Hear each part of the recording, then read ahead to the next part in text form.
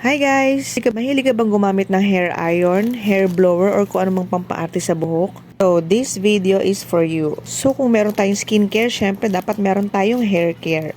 So, simula nung nagpakat ako ng hair, lagi na akong gumagamit ng hair blower and hair iron. So, para ma-protect yung hair ko from sun damage at sa heat ng materials na ginagamit ko. And nag-try na rin ako ng iba't ibang hair care treatment. Actually, this one is first time ko siyang gagamitin. Since marami siyang magagandang feedbacks and reviews dito sa TikTok, so na-encourage akong i-try din yung product. Ayoko rin ng product na masakit sa ilong, since prone din ako sa allergic rhinitis.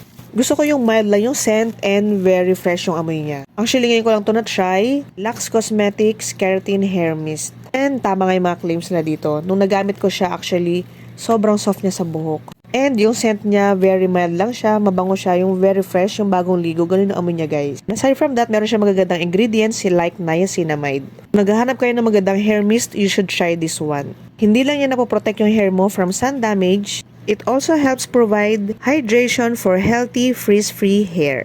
Check out mo na!